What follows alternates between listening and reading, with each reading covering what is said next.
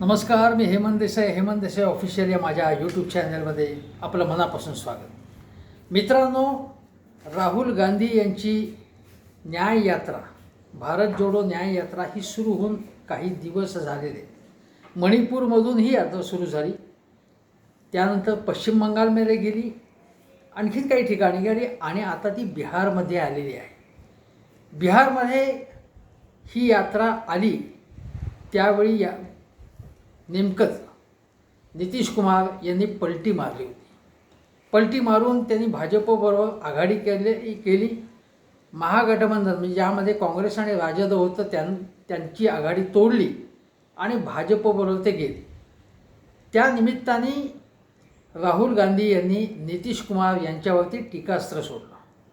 ते टीकास्त्र कसं सोडलं ते म्हणाले की ओबीसी जातगणना किंवा एकूणच जातगणना जी बिहारमध्ये घेण्यात आली ती आम्ही केली.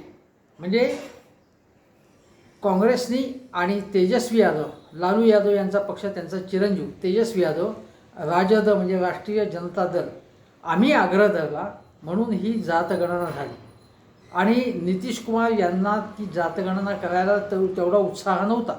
पण आता आम्ही यासाठी आग्रह धरणार आहोत आणि केवळ गणनेसाठी आग्रह नाही, किंवा जातगणना करून झाली पण त्यानुसार धोरणं आखली जावी यासाठी आग्रह धरणार आहोत. राहुल गांधी यांचं मत असं आहे की त्यांनी संसदेत सुद्धा व्यक्त केलं होतं की दलित असतील, ओबीसी असतील, अतिदलित असतील, आदिवासी असतील, अल्पसंख्याक समाजाचे लोक, त्यांना नोकरीमध्ये असेल किंवा शिक्षणामध्ये पुरेसं आरक्षण त्यांना मिळत नाही.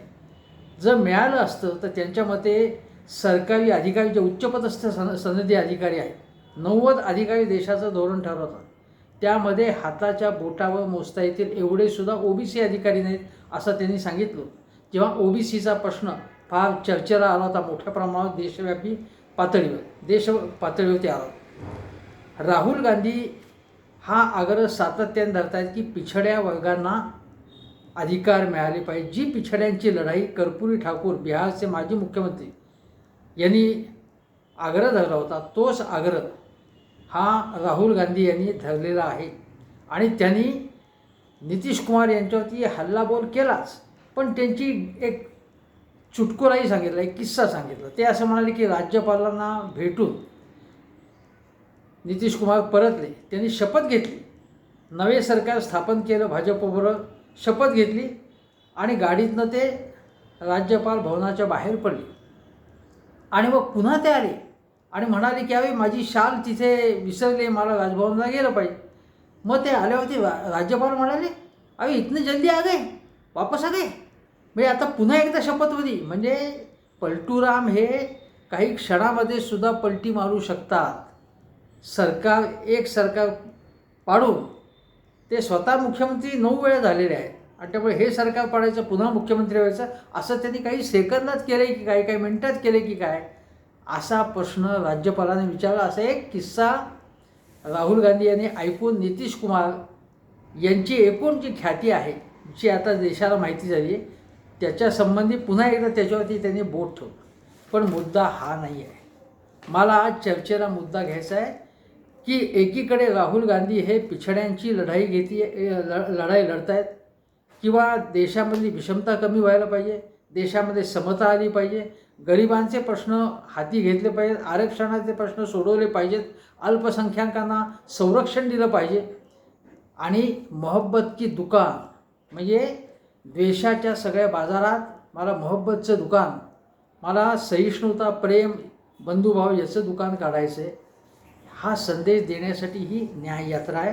आणि त्याशिवाय म्हणजे मोहब्बत की दुकान आहे, पण सामाजिक न्याय हा त्यांचा आग्रहाचा विषय आहे. आणि ती लढाई ते लढत आहेत आणि त्या लढाईत त्यांच्या खांद्याला खांदा लावून तेजस्वी यादवसुद्धा आहे. तेजस्वी यादव यांनी, तुम्हाला आश्चर्य वाटेल, नितीश कुमार यांनी त्यांना दगा दिला, RJDला दगा देऊन ते पुन्हा भाजपबरोबर गेले. पण तेजस्वी यादव यांनी त्यांच्यावरती असा थेट व्यक्तिगत हल्ला चढवला नाही. ते असं म्हणाले की नितीश कुमार यांचा जो पक्ष आहे तो 2024 नंतर दिसणार नाही.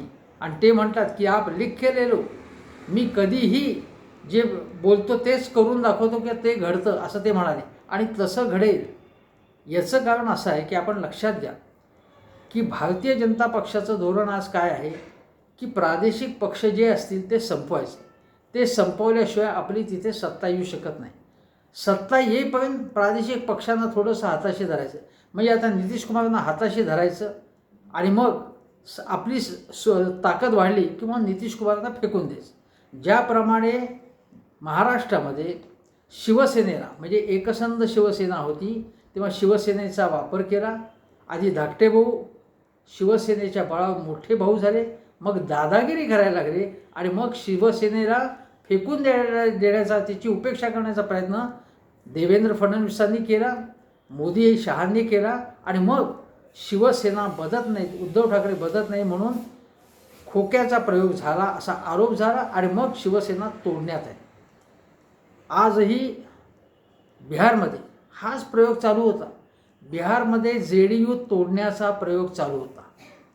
म्हणजे अनेक JDUमधले लोक फोडून ते आपल्याकडे घेण्याचा प्रयत्न होता आणि त्याला यश मिळताना दिसत होतं. मी तुम्हाला सांगतो JDUमध्ये 2 मंत्री असे आहेत, एक मंत्री 2 नेते JDUचे, त्यांचं नाव काहीतरी चौधरी असं आहे.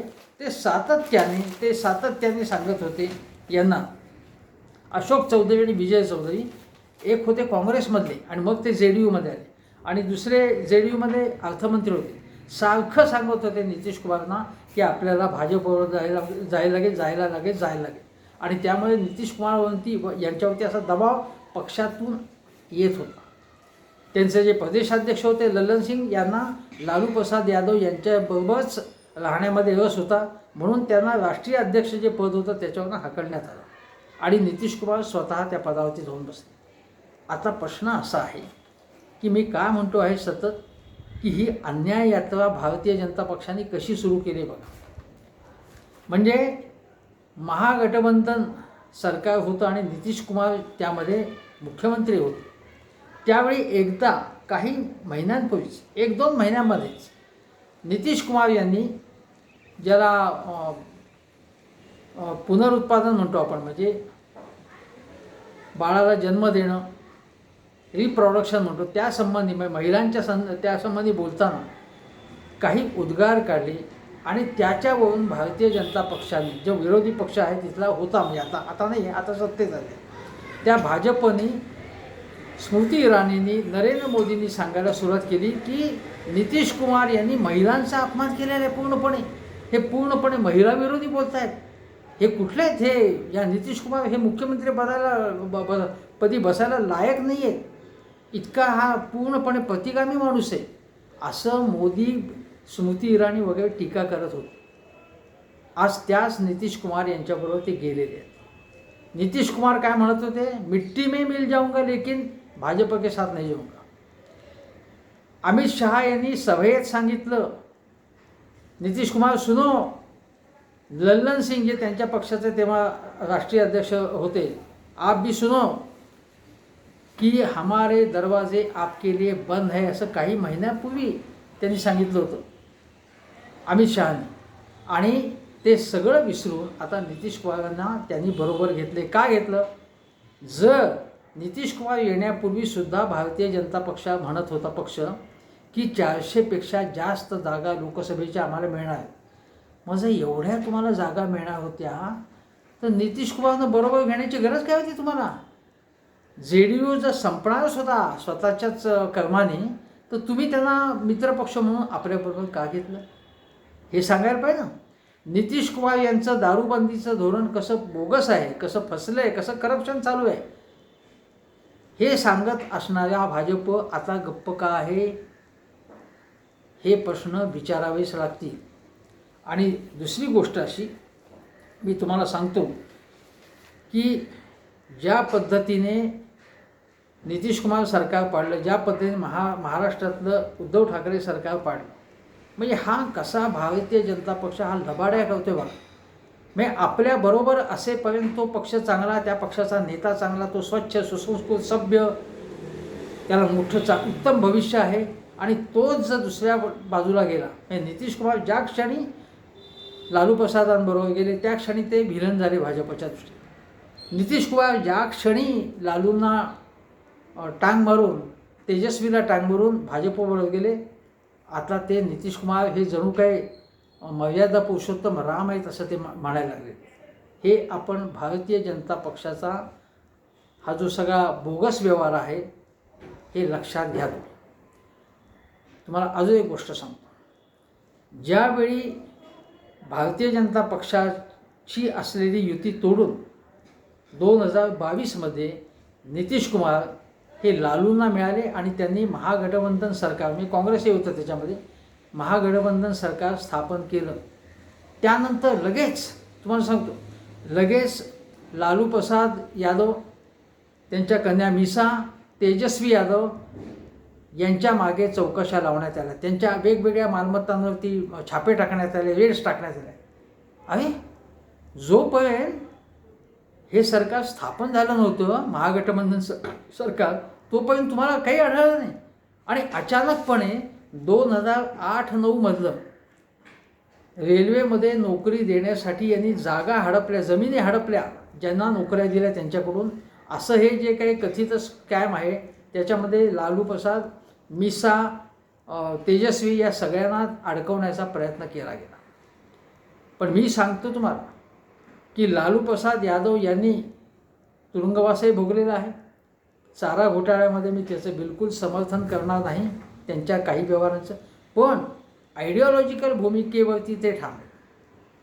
लालू प्रसाद यादव यांनी कधीही टोपी फिरवली नाही नितीश कुमारांप्रमाणे.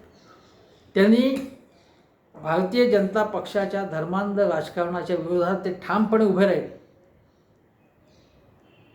एवढंच नव्हे तर अडवाणींवरती कारवाई करण्याचं धाडस त्यांनी दाखवलं. त्यांनी अटकही केली होती त्यांना.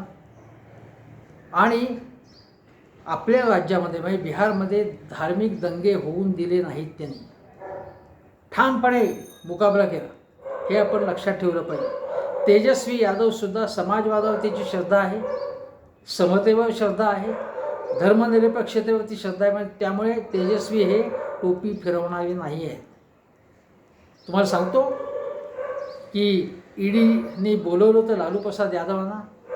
लालू प्रसाद यादव हे किती आजारी आहेत हे आपल्याला माहिती आहे. त्यांच्या एका कन्येने त्यांना एक म्हणजे किडनी दिलेली आहे, प्रत्यारोपण झाले त्यांच्या याच्यावरती. आणि अशा अवस्थेमध्ये, अतिशय आजारी आणि विकलांग स्थितीमध्ये, दुबळ्या स्थितीमध्ये लालू प्रसाद यादव आहे. तरीसुद्धा ते लढता आहेत. जे काही आरोप त्यांच्यावरती करण्यात आले त्यापैकी काही खोटेसुद्धा आरोप आहेत, सगळेच आरोप चिकटणारे नाहीत. एक तुम्हाला सांगतो उदाहरण. तेजस्वींनी सांगितलं होतं की गेल्या वर्षी बातमी सोडण्यात आली की हरियाणामध्ये एक म्हणजे गुरुग्राममध्ये एक मॉल आहे आणि तो मॉल म्हणे तेजस्वीचा किंवा लालूंचा आहे म्हणून. तेजस्वींनी सांगितलं की काहीही तुम्हाला वाटेल त्या बातम्या सांगतायत, तुम्ही चेक न करता त्या बातम्या देत आहे. तो मॉल आमचा काही संबंधच नाही त्याच्याशी. आणि त्या मॉलचं उद्घाटन, हा तो मॉल कोणाचाही दुसऱ्याचा आहे आणि त्या मॉलचं उद्घाटन भारतीय जनता पक्षाच्या एका खासदारांनी केले. आता तो मॉल जर तेजस्वीचा किंवा लालूंचा असता तर त्याचं उद्घाटन भाजपच्या खासदारांनी करण्याचं धाडस दाखवलं असतं. आपण लक्षात घ्या. म्हणजे ईडी, CBI किंवा इन्कम टॅक्सच्या जेव्हा रेड पडतात तेव्हा त्यावेळी ज्या बातम्या सोडण्यात येतात त्यापैकी अनेक अतिरंजित बातम्या त्या अमुक सोर्समधून मिळतात म्हणून अनेक अतिरंजित बातम्या छापल्या जातात किंवा दाखवल्या जातात. त्या चेक केल्या जात नाही, तपासल्या जात नाहीत. त्यामुळे या ज्या तपास यंत्रणा आहेत त्या म्हणजे काही हरिश्चंद्रचा अवतार आहे ते तिथले अधिकारी असं समजण्याचं कारण नाही. पण मुद्दा असा आहे की तेजस्वी घाबरलेला नाही आहे. तेजस्वींनी लढण्याचं ठरवले, लालूंनी लढण्याचं ठरवले भारतीय जनता पक्षाचा, या लबाड पक्षाच्या. हा लबाड पक्ष किती आहे तुम्हाला सांगतो.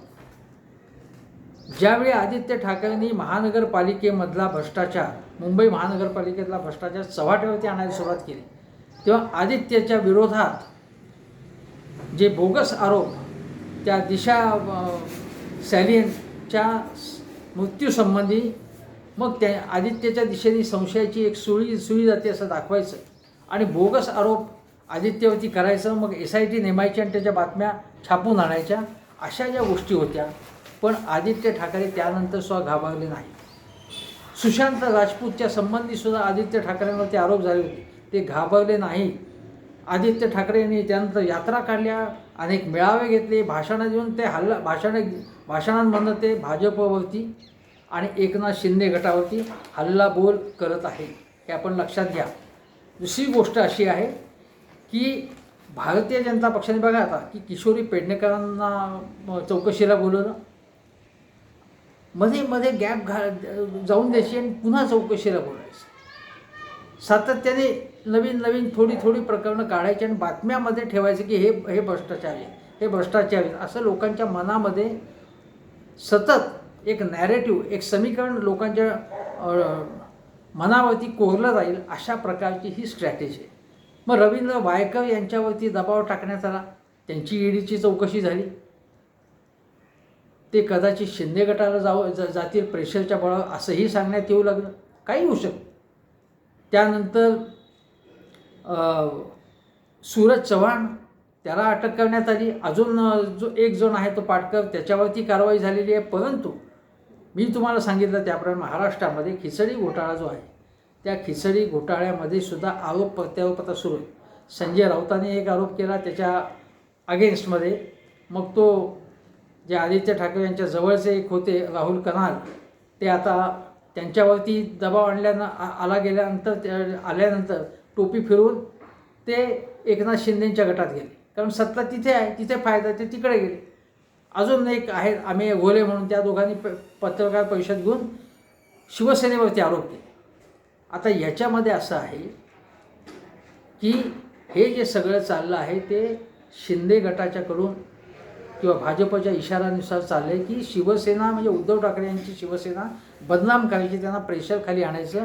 पण संजय राऊत घाबरले नाहीत, ना उद्धव ठाकरे घाबरले, ना आदित्य ठाकरे घाबरले, ना किशोरी पेडणेकर घाबरल्या. सुषमा अंधाऱ्यांनी तर झंझावती यात्रा आता सुरू केलेली आहे. तेव्हा लक्षात घ्या की जे बिहारमध्ये घडतं आहे तेच महाराष्ट्रामध्ये घडतं आहे. आणि ही अन्याय यात्रा कशी चालू आहे भाजपची, त्याची आणखी 2 उदाहरणं आहेत. ती अशी की बघा, चंदीगडमध्ये आजच जी बातमी आहे की चंदीगडच्या महापौर पदाच्या निवडणुकीमध्ये भाजपच्या उमेदवार मनोज सोनकर यांनी आश्चर्यकारकपणे यश मिळवलं. कसं यश मिळालं की त्यांना संख्याबळ नव्हतं. तुम्हाला आठवत असेल, या निवडणुकीमध्ये आम आदमी पक्षाला, तिथे आम आदमी पक्षाची सत्तासुद्धा तुम्हाला माहिती आहे पंजाबमध्ये आहे, आणि या चंदीगडमध्ये सुद्धा त्यांची ताकद आहे. त्या ठिकाणी ती निवडणूक पुढे ढकलण्यात आली, कारण त्यावेळी आपला पराभव होईल असं भाजपला वाटलं. काहीतरी कारण दिलं, निवडणूक अधिकारी काहीतरी आजारी आहेत किंवा नाही आलेले नाहीत म्हणून. म्हणजे असं कधीही घडलेलं नव्हतं यापूर्वी. उघडपणे ही निवडणूक मॅनेज केली गेली. आणि मग याच्यामध्ये काय झालं की काही मतं, विरोधी आघाडीची 8 मतं अवैध ठरवण्यात आली आणि केवळ लबाड्या करून हा विजय भाजपने संपादित केला आणि तिथे आपला महापौर निवडून आलेला आहे. ही एक बातमी आहे आजची. दुसरी बातमी अशी आहे की मुंबई महानगरपालिकेच्या कक्षेत किंवा मुंबईमध्ये ज्या 36 जागा आहेत आणि 36 आमदार आहेत मुंबईत, त्या आमदारांना विकास निधी मिळतच नाही. शिवसेना गटाच्या आमदारांना जे काय 20, 22, 23 काय जे काही शिंदे गटातले आमदार आहेत त्यांनाच सगळा विकास निधी दिला जातो, किंवा सत्ताधारी पक्षाच्या गटालाच त्याच्याच आमदारांना विकास निधी द्यायचा आणि विरोधी पक्षाच्या आमदारांना एक छदामाही द्यायचा नाही, अशा प्रकारचं धोरण स्वीकारण्यात आलेलं आहे. ज्यांनी शिवसेना उभाठा गट असेल किंवा अन्य जे विरोधातले आमदार असतील त्यांना मतं दिली आहेत, त्या जनतेचे याच्यामध्ये अन्याय नाही त्या जनतेवर. म्हणजे अमुक ठिकाणी उद्धव ठाकरे गटाचा आमदार असेल तर तिथे निधी द्यायचाच नाही. मग त्यांनी तिथे जर काही कुठली कामं, गटार असतील, रस्ते असतील, कुठलीही कामं असतील, घरांची दुरुस्ती असेल, मोडकळी झालेल्या बिल्डिंगची दुरुस्ती असेल, झोपडपट्ट्यांचा पुनर्वसन, निधीच द्यायचा नाही तिथे, हा अन्याय नाही तिथल्या लोकांवरती. म्हणजे हे उघड अशा प्रकारचा पक्षपात केला जात असेल तर न्यायालयात त्याची दाद मागणं अत्यंत आवश्यक. तुम्हाला दुसरी गोष्ट सांगतो की अजितदादा पवार हे कसा अन्याय करत होते आमच्यावर, असं शिंदे गटातले आमदार म्हणत होते. तेच अजितदादा त्यांच्याच सरकारमध्ये त्यांच्या मांडीवर बसलेले आहेत. परंतु तेच अजितदादा आणि त्यांचंच म्हणजे आज जे त्रिशूल सरकार, एकनाथ शिंदेचं सरकार, ते पुरवणी मागण्या त्यांनी मंजूर करून घेतल्या.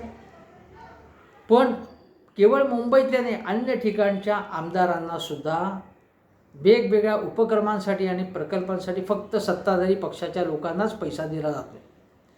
हा अन्याय नाही आहे? हा केवढा घोर अन्याय आहे. हे पूर्वी असं होत होतं, मला माहीत नाही.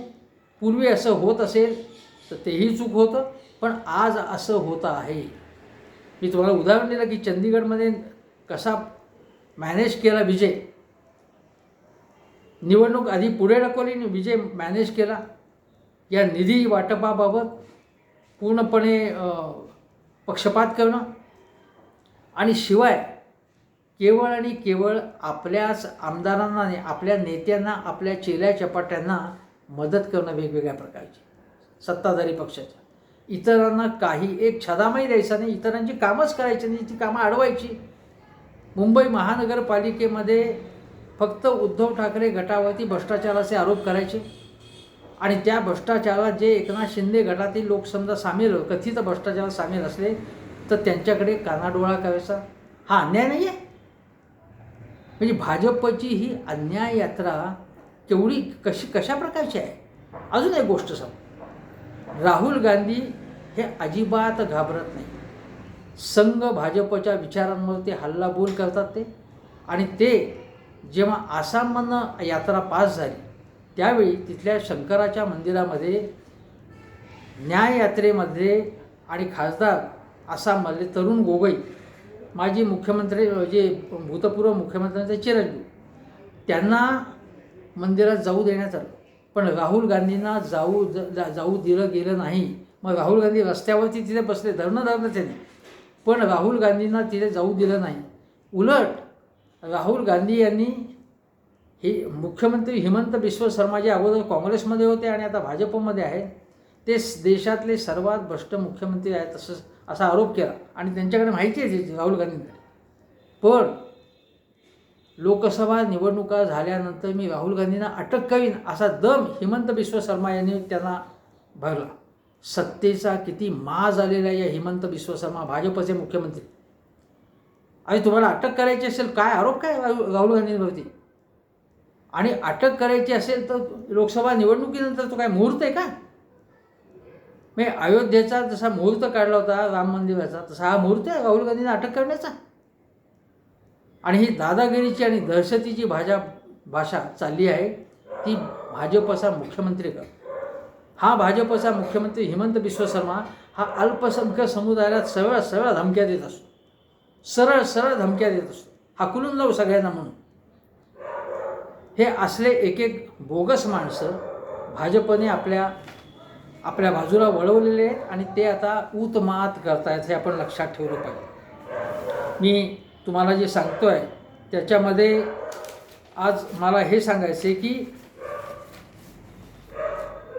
भारतीय जनता पक्षाचा ही जी काही सगळी अन्याय यात्रा चालू आहे आणि त्याच्यामध्ये मी तुम्हाला सांगितलं की तपास यंत्रणांचा दुरुपयोग, सत्तेचा दुरुपयोग, महानगरपालिकांच्या निवडणुका घ्यायच्या नाही कारण तिथे आपला पराभव होणार आहे माहिती आहे म्हणून, स्थानिक स्वराज्य संस्थांच्या, हा सरळ लोकशाहीचा गैरवापर चाललेला आहे. आता संसदेमधून 150 खासदारांना निलंबित करणं असं कधीही संसदेच्या इतिहासात झालं नाही.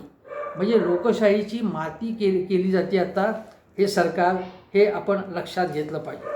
आता जे मी तुम्हाला सांगतोय ते असं की राहुल गांधींनी जे मुद्दे उपस्थित केले ते तर महत्त्वाचं आहे. त्या सगळ्या त्यांच्या या सगळ्या निवडणुकीमध्ये या यात्रेमध्ये ते कुठेही हिंदू मुस्लिम प्रश्न करत नाही. तेजस्वी यादव सुद्धा सातत्याने सांगतायत की हिंदू मुस्लिम प्रश्नावरती जायचं नाही. पूर्वीच्या काळामध्ये बिहारमध्ये त्या प्रश्नावरती दंगली होत असत, उत्तर भारतातच अनेक ठिकाणी दंगली होत असत. पण तेजस्वी यादव म्हणाले की मी नोकरीच्या प्रश्नावरती लक्ष घालतोय. उपमुख्यमंत्री असताना त्यांनी त्याच्यावर फोकस केला होता आणि हा 10 लाख नोकऱ्या देणार हा प्रचार करूनच सगळ्यात मोठा पक्ष आज बिहारमधला RJD म्हणजे राष्ट्रीय जनता पार्टी आहे. आणि ज्या प्रकारचं लालू प्रसाद यादव यांनी राजकारण केलं तसं तेजस्वी यादव यांनी केलं नाही. तेजस्वी यादव आकडेवारी आणि माहितीनिशी बोलतो. त्यांनी असं सांगितलं की बिहारला तुम्ही जंगलराज म्हणता, तुम्ही गुन्हेगारीची आकडेवारी बघा. बिहारमध्ये सगळ्यात जास्त गुन्हेगारी आहे का? म्हणजे जेव्हा त्यांचं महागठबंधन सरकार होतं तेव्हा नव्हते.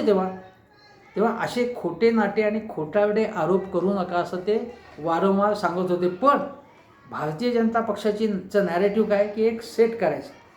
जसं उद्धव ठाकरे यांचं सरकार महावसुली सरकार,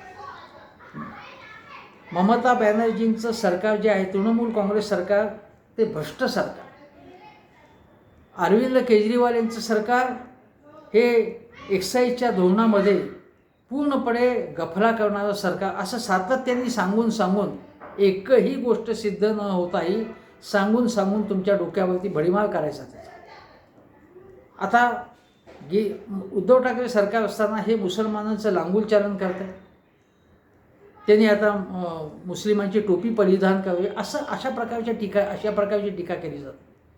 मोदीजी असतील किंवा मोहन भागवत हे मशिदीत गेले तर चालतील, पण उद्धव ठाकरे आणि यांच्या मेळाव्यात कोणी मुसलमान दिसले तर यांच्या मेळाव्यात टोप्या जास्त आहेत. अशा प्रकारचा अत्यंत गलिच्छ प्रकार, वाह्यात प्रचार, धर्मवादी प्रचार हा भारतीय जनता पक्ष करतो. मी गेल्या व्हिडिओत सांगितलं की नितेश राणे हे वाटेल ते बोलत आहेत, बेफामपणे बोलत आहेत, धर्मांध भाषा करत आहेत, पण त्यांना बेसन घातली जात नाही आहे. उलट चंद्रशेखर बावनकुळे यांच्यापासून सगळेजण त्यांचं समर्थन करतात. म्हणजे भारतीय जनता पक्षाला असेच लोक हवेत का?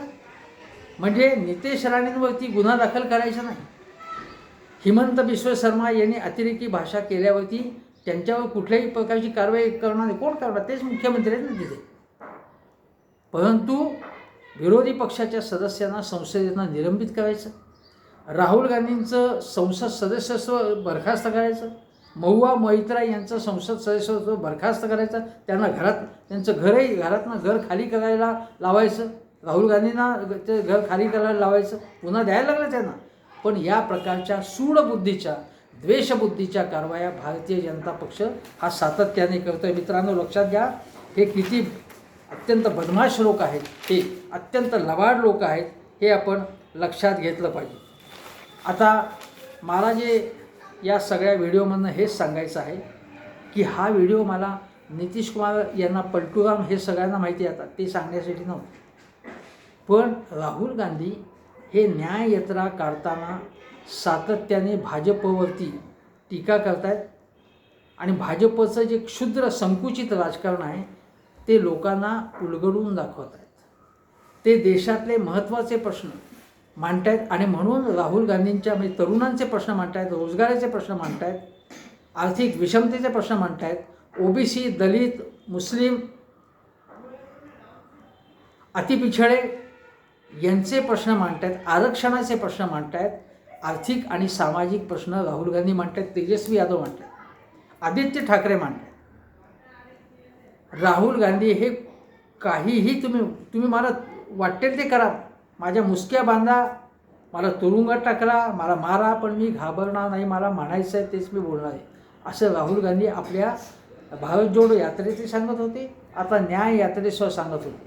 ज्या ठिकाणी त्यांची यात्रा आत्तापर्यंत अडवण्याचा प्रयत्न झाला पूर्वी आणि आत्ता कुठे घोषणा देण्याचा प्रयत्न आला, तेव्हा राहुल गांधी यांनी त्यांना जे त्यांचा तिरस्कार करत होते, धिक्कार करत होते, त्यांच्या विरुद्ध घोषणा देत होते, त्यांना फ्लाईंग किस दिला होता किंवा त्यांना असा सलाम ठोकला. त्यांना तुम्ही घोषणा द्या, तुम्हाला त्याचा लोकशाहीने अधिकार दिलेला आहे. पण राहुल गांधी यांच्या या सगळ्या जो काही जे प्रश्न मांडत आहेत समाजाचे, त्याला प्रचंड प्रतिसाद आता मिळतो. मग तो मणिपूरमध्ये असेल, तो आसाममध्ये असेल आणि पश्चिम बंगालमध्ये असेल, बिहारमध्ये असेल. बिहारमध्ये जर तुम्ही दृश्य बघितली असतील तर त्यांच्या सभेला प्रचंड गर्दी होती अक्षरशः. त्यामध्ये आबालवृद्ध होते, महिला होत्या, तरुण होते आणि त्यांच्या ताफ्यासमोर तरुण असे धावत होते उत्साहात. दुतर्फा महिला उभ्या होत्या, दोन्ही बाजूला तरुण उभे होते आणि ते राहुल गांधींच्या जय जयकाराच्या घोषणा देतात. अशा प्रकारचा उत्साह जो आहे तो जर तुम्ही लोकात राहून काम केलं तर आज मोदी सरकारबद्दल, शिंदे सरकारबद्दल नाराजी आहे. अनेक ठिकाणी, अनेक राज्यामध्ये ही नाराजी दिसते आहे. पण ही नाराजी दिसू नये म्हणून सातत्याने विरोधकांच्या वर कारवाई कधी आहे चालू आहे. त्यांना आम्ही चौकशीला बोलवलं, त्यांच्यावरती छापे टाकलेत, मग कोणाला अटक केलेली आहे असं सातत्याने दाखवायचं. तशा बातम्या येतील अशी व्यवस्था करायची. आणि विरोधी पक्ष हा भ्रष्ट, नालायक आणि गुन्हेगारी प्रवृत्तीचा आहे असंच दाखवायचं. आणि आम्ही मात्र सत्पुरुष आहोत. आम्ही मात्र मर्यादा पुरुषोत्तम रामाप्रमाणे व्यवहार करतो आहे. आम्ही हरिश्चंद्राचे अवतार आहोत, आम्ही विष्णूचे अवतार आहोत. आम्हाला संपूर्ण सगळी जगात अक्कल दिले ते आम्हाला दिलेले आहेत. आणि विरोधी पक्ष अत्यंत नालायक आणि नीच राजकारण करत आहेत असं दाखवायचा प्रयत्न भारतीय जनता पक्ष आणि त्यांचं लांगुल चालन करणारे शिंदे असतील, अजितदादा असतील किंवा नितीश कुमार असतील, असे पलटूरा हे त्यांचं लांगुल चालन आणि गुलामी करत आहेत. पण राहुल गांधी, तेजस्वी यादव, आदित्य ठाकरे यासारखे तरुण नेते हे किंवा राघव बेहर आम आदमी पक्षाचे हे तरुण नेते हे घाबरत नाहीत. आणि ज्याच्या सदऱ्यावरती कुठलाही डाग नाही आहे त्याला घाबरायचं काय कारण? तो निर्भयपणे लढत असतो. आणि हे सगळे नेते घाबरत नाही आहेत. त्यामुळे या त्यांच्या लढाऊ वृत्तीला सलाम ठोकायला पाहिजे. रोहित पवार घाबरलेले नाही आहेत, याला सलाम ठोकायला पाहिजे. पण मला पुन्हा एकदा तुम्हाला सांगायचं आहे की राहुल गांधींची न्याय यात्रा आहे आणि भारतीय जनता पक्षाची सूडबुद्धीची, द्वेषबुद्धीची अन्याय यात्रा सुरू आहे. या अन्याय यात्रेला मोहब्बतचं राजकारण किंवा न्यायाने किंवा लोकांचे प्रश्न मांडून या अन्यायाला वाचा फोडणं हेच विरोधी पक्षांचं काम आहे. आणि त्यासाठी निर्भयपणे लढत राहिलं पाहिजे असं मला वाटतं. इथेच थांबतो. हेमंत देसाई ऑफिशियल हा यूट्यूब चॅनल जरूर सबस्क्राईब करा. शेजारचं बेल आयकनचं बटन दाबा. एवढंच सांगतो आणि इथेच थांबतो. नमस्कार.